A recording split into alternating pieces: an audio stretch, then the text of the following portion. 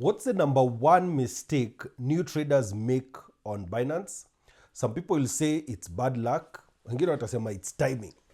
But the real answer, it's none of those. The biggest mistake is actually something you do before you even place a trade. And if you don't fix it, every other mistake just stacks on top until your account is drained. Today, I'll be breaking down the 7 most common mistakes people make when they start trading on Binance, and more importantly, how you can avoid them.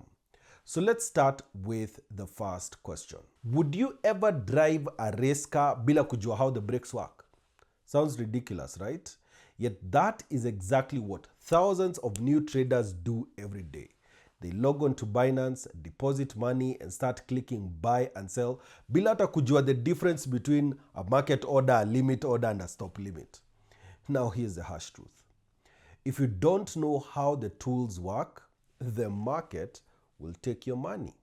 Trading without a basic education is like showing up to a chess match not knowing how the pieces move. So what do you need to do? Spend the first week not trading, but learning. Go to Binance Academy, watch tutorials, understand the fees on the platform, learn position sizing. Education is the best investment unaweza make. What happens if you bet everything on one coin and it tanks overnight? Hey, that is how most beginners blow up their accounts. They see one can't miss opportunity, they go all in, and when the market flips the other way, game over. Professional traders think differently. They never risk their whole stack on a single trade. Instead, they use position size. Yani, they risk maybe 1 to 2% of their total account per trade. That way, even if the trade fails, unaendelea kucheza siku ingine. Ask yourself, am I trying to get rich in one trade, or am I trying to stay in the game long enough to get good? Have you ever bought a coin just because ilikuwa trending on Twitter? That's not trading. That's gambling. And the worst part, it feels exciting. The hype, the FOMO, the rush. Lakini after all that high, usually regret. Without a plan, clear entry points, exit points, and stop losses, you're at the mercy of your emotions. You buy too late, you sell too early, or worse, you hold on to losers way past the point of no return. Smart traders treat this like a business. Every trade is a decision made before emotions kick in, and your plan is your protection. Let me ask you, why do pilots have emergency protocols? Because no matter how skilled you are, turbulence ni lazima. Trading is not different. The market does not care about your feelings, your rent, or your goals. It moves vile inajisikia.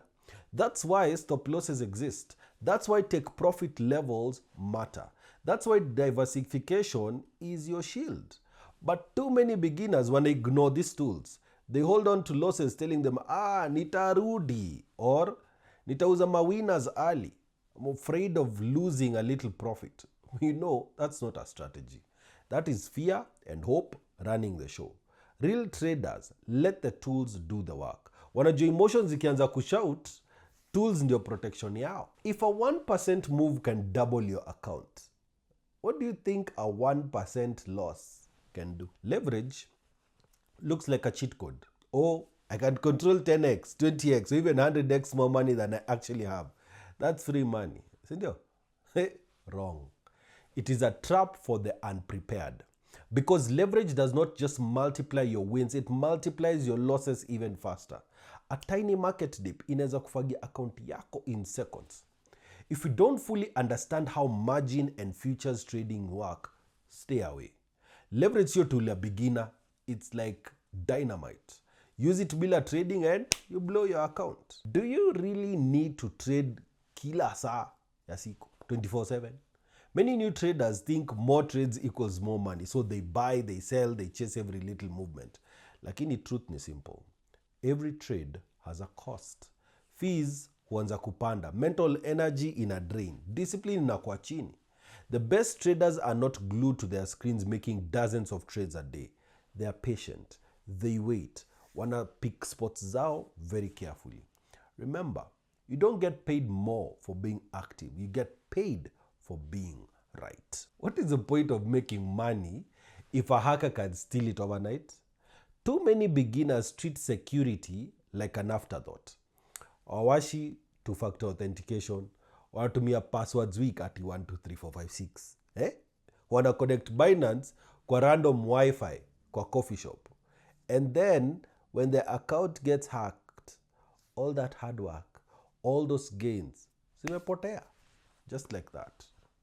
Trading is not just about making smart moves on the market. It's also about protecting what you have earned.